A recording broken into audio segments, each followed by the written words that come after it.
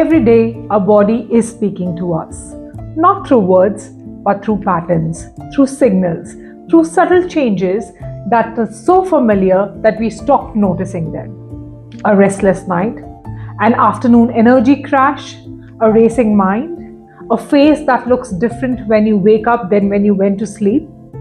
Most people dismiss these signals as random, but ancient systems did not. They treated them as clues, as signs, and modern science is beginning to discover that many of these signs were hiding real biological mechanisms all along. This is Divine Halo, where ancient intelligence meets modern science, and where ordinary observations often reveal extraordinary truths. Today, we are going to discuss one of the very common issues. Why is my face puffy in the morning? Every morning, millions of people wake up and see a slightly different version of themselves.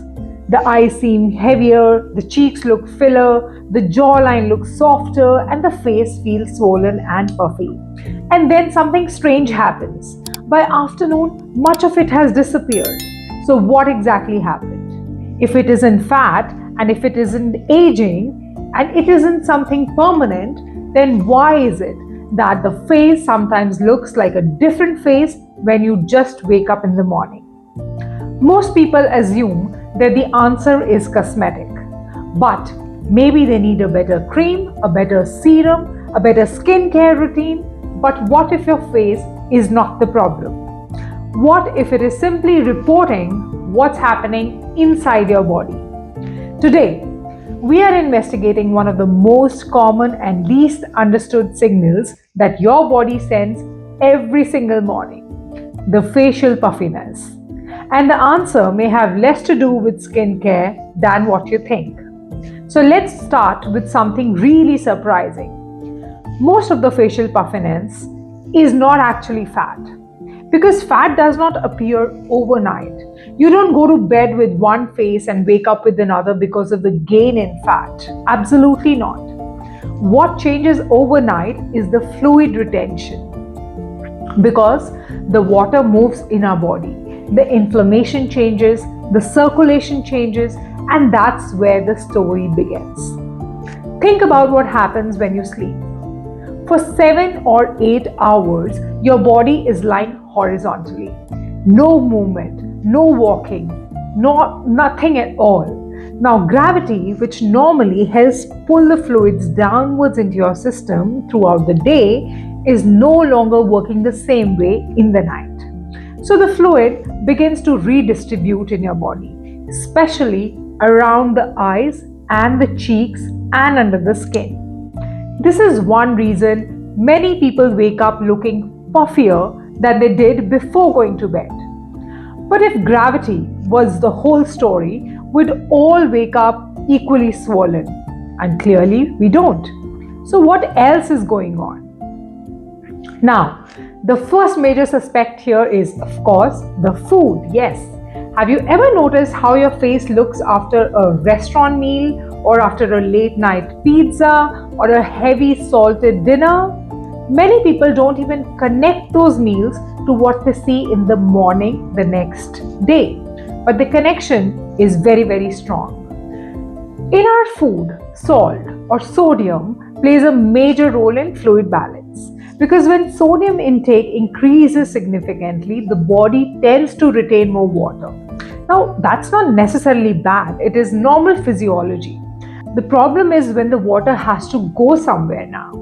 And most of the times it collects into our face area, eyes and cheeks area, adding to more of puffiness. And that is why you might have noticed that athletes just before a competition start moderating their salt intake.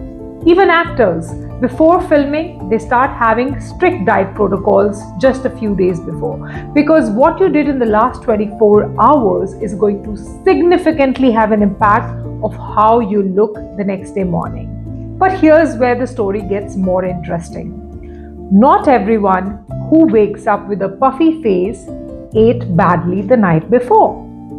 Some people ate well, hydrated properly, slept enough, and still they woke up with a puffy swollen face, which means that of course there is some other factor involved. What is this factor?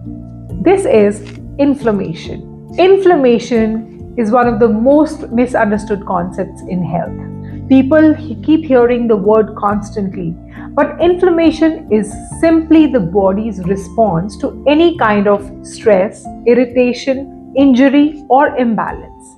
And one of the things that inflammation does remarkably well is attract and retain fluid. Imagine you've twisted your ankle. What will happen? The swelling, right? That's not random. It is your body's response by retaining fluid and cushioning that area.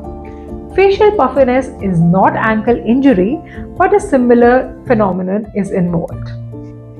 When inflammatory signals increases, tissues often tend to retain more water inside them. And that's why the face sometimes becomes like an early warning system. The challenge is that inflammation can come from many different sources like poor sleep, alcohol, food sensitivity, allergies, chronic stress, environmental irritants. Even subtle disruptions in recovery can cause inflammation. And the face often reflects these changes long before they become obvious anywhere else in our body. Which leads us to a very important question. Not how do I hide it, but why is this happening? Take allergies for example. Now, many people spend years trying to solve their facial puffiness with skincare products.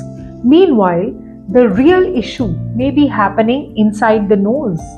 Seasonal allergies can increase inflammation around the eyes and the sinuses. And what happens as a result? Swollen eyelids, facial heaviness, under eye puffiness, a tired appearance. So sometimes the problem is not really just your skin, it can be your immune system as well, which is reacting to something in your environment. And that is why some people look completely different during allergy season. The last but most important is sleep. Not the duration of sleep, but the quality of sleep. Now, these are not the same things. Imagine two people spending 8 hours in the bed and one wakes up refreshed, but the other wakes up exhausted. The difference is because of what happens during those 8 hours. Like if you are having a fragmented sleep or congestion or poor recovery, you are waking up frequently to go to the washroom or have some water. All of these influence how the body manages inflammation and fluid balance, which means that some people don't just wake up tired, but they keep looking tired. And that brings us to perhaps the most important aspects in our body, which is the lymphatic system. We don't very actively think about the lymphatic system, but it plays an important role in fluid distribution.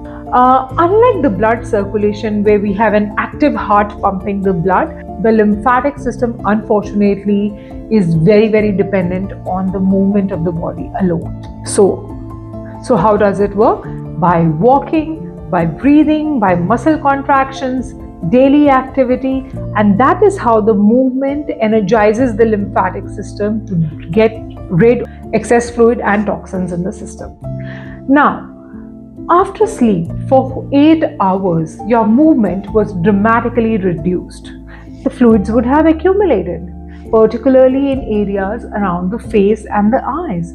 And this is one reason why most of the people who have this puffiness problem see that it improves within 30 to 60 seconds of waking up.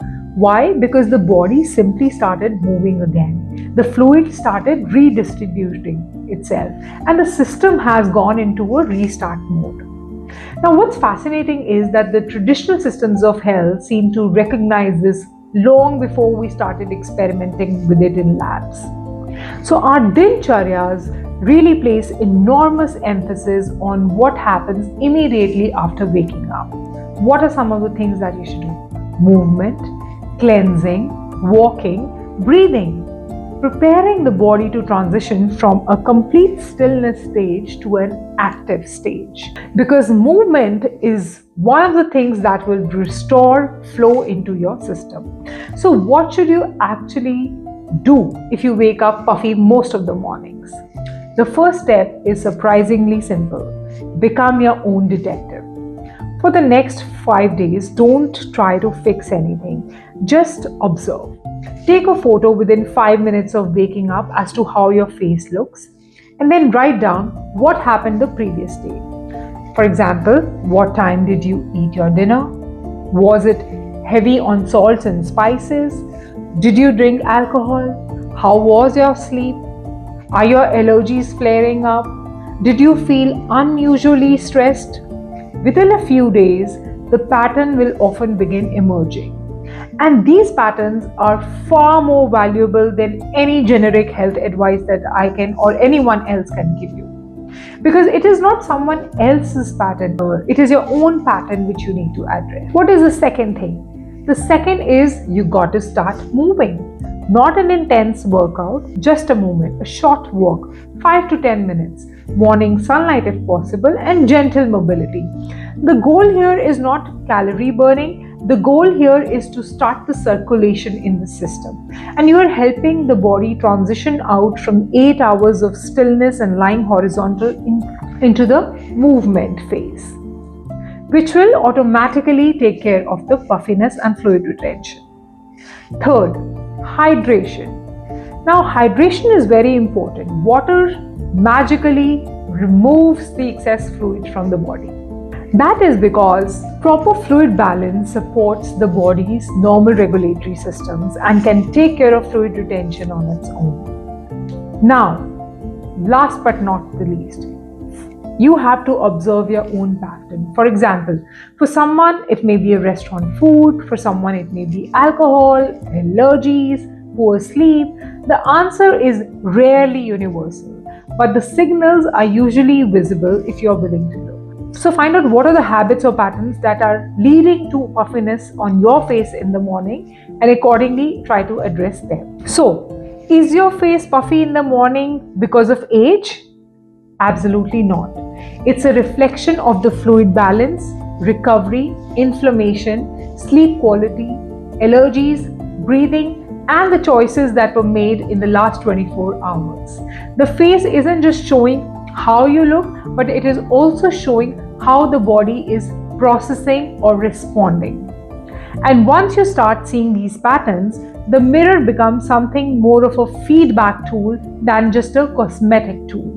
It becomes more of a biological signal and a daily report card from the systems operating beneath the surface. The body rarely hides its answers through everyday signals that most people have stopped paying attention to. At Divine Halo, that's what we try to investigate.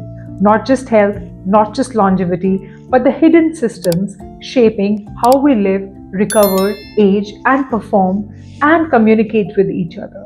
Because some of the most important discoveries are not hidden in labs, they're hiding in plain sight, waiting to be noticed. I'll see you in the next video.